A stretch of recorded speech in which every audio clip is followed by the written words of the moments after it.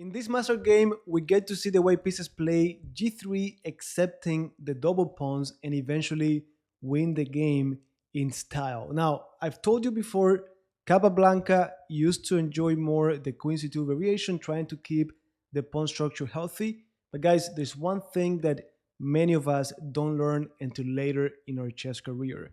Weaknesses are only a weakness if they can be exploited. In other words, yes, we get isolated pawn, we get doubled pawns, but they have benefits such as the semi-open file, more control over the center, and they're only trouble if our opponent acts quickly and can punish us because of that. Now, in this game, let me actually show you from the very beginning. Nimzo-Indian Defense, e6, knight c3, bishop b4. We have talked about it before. Black pieces want the e4 square, and the white pieces, in this case, are going to put the bishop on the long diagonal, controlling that same square. So bishop takes, pawn takes, castle, bishop g2, and now the plan for the black pieces typically is to put the knight on c6 so that that knight eventually goes to a5, and the bishop also puts pressure on c4.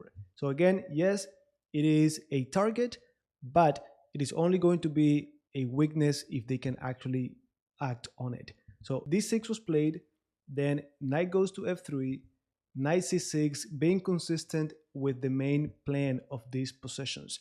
So castle, knight a5, and now the move queen to d3. We activate the queen, we have to do it anyways, connecting the rooks in the future, and we defend that pawn. Now, one thing you should know, maybe you played this as the white pieces, is that this bishop makes it so annoying for black to complete that plan of playing b6 and bishop a6, just because of these tactics that could arise. Now, after queen e7, the idea is to just play e5. So the white pieces play a pretty nice move. Knight goes to d2, and immediately I'm opening up the bishop to at least make it more difficult for the black pieces. At the same time, my knight defends, and I'm not concerned about the bishop because this bishop wants to go to a3. Look at how many dark pieces or black pieces are on that diagonal. At the same time, e4 is in the air, claiming full control over the center. So knight d2, e5, and now rook b1 already putting pressure on that pawn. Guys, I wanted to show you this game now because among many other things, we recently talked about the official best opening for beginners, and this pattern, you see it there. So you see the bishop on g2 and the rook on b1 acting together to attack that pawn. So rook b8. Don't forget that if this knight ever goes back to c6, we have to think about this tactic. Taking, and then we collect the rook because it is hanging, it is not connected. Same tactic that we saw in that other opening. So after bishop a3, finally developing my bishop, connecting the rooks, I am ready to just take on d5, followed by rook b5, right? So if they do something bad, like this, for example, I take, pawn cannot take because of the pin, queen takes, well, rook b5, and that weird knight is going to get captured. So instead, they played b6, then pawn to c5, and just like that, we get rid of the doubled pawns, guys. Remember, this is not possible, this is hanging, and after rook d8, we simply take. Our pawn structure is much better now. Now, at this point, you should be trying to evaluate the position, try to come up with a plan based on the short-term, long-term factors, and if you dare, try to think of the evaluation for this position. Like, what is the point evaluation? Like maybe 1.2, maybe 0.50, maybe negative 0.50. What do you think the evaluation is? Well, I'm going to activate it here for you to see. And according to the engine, it is 0.80 for the white pieces. So slightly better for white. And well, actually it went up now to 0.90. So at this point, based on that evaluation, the white pieces decided to take on e5. What's the idea? Well, this is still pinned. They must take with the queen. And now, yes, I got isolated pawns on the queen side, but you got a very weak pawn in the center. And again, a weakness is only a weakness if it could be targeted. And guys, after this pawn gets to e4, that pawn on d6 is going to be fixed in place. We're going to just drill on it.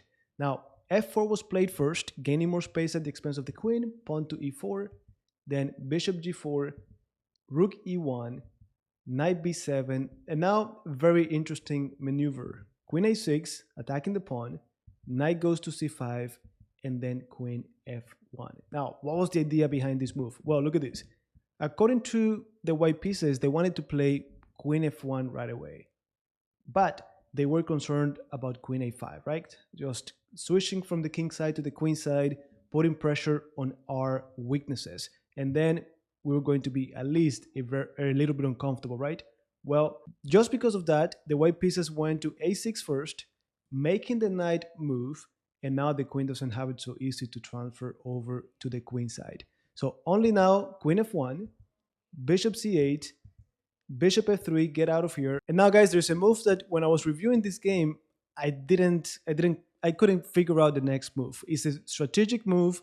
Take your time, and if any of you thinks of it, let me know in the comments, okay? Well, the move that they played has to do with what we covered on lesson 111, how to use the pair of bishops. What are the benefits of it? Well, one of the benefits of the pair of bishops is that you get to decide when you get rid of it. And in this case, they chose to just take the knight. What's the reason behind it? Well, number one, this bishop was not doing much already. The knight is better than the bishop at the moment. And even though we help them fix their pawn structure, now we have e5 is coming, followed by the knight going to e4 or c4 and landing on d6. So we're taking small advantages, converting them into bigger advantages. I know, psychologically, it's tough to just take on c5, fix the pawn structure for them, but this shows you that every principle in chess is flexible. We cannot forget that. So rook d1, c4, pawn to e5, and look at that square already on d6 that our knight is going to go for. So bishop takes, we take with the queen. Why? Because the knight already wants to get to d6. So take, f5, gaining more space, queen f4, knight e4, and look at that knight, how it is already way more dominant than this knight could ever be. So rook takes, thank you for the open file.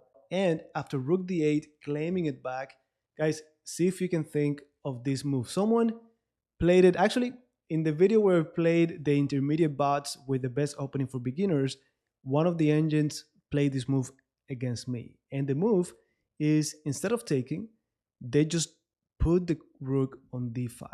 Welcome to take me. I'm going to get this pawn center very powerful. And if you don't, well, I'm going to continue to put more pressure. Queen g5. And then after knight d7, guys, what was the move that made the black pieces resign? Well, of course, we have rook takes d7, and no matter what, knight f6 is coming after. So guys, one more time, you get to see strategy leading to tactics. And yes, at this point in the course, this is something we gotta keep reinforcing. So let me know in the comments what you thought of this game, and I will see you in our next lesson.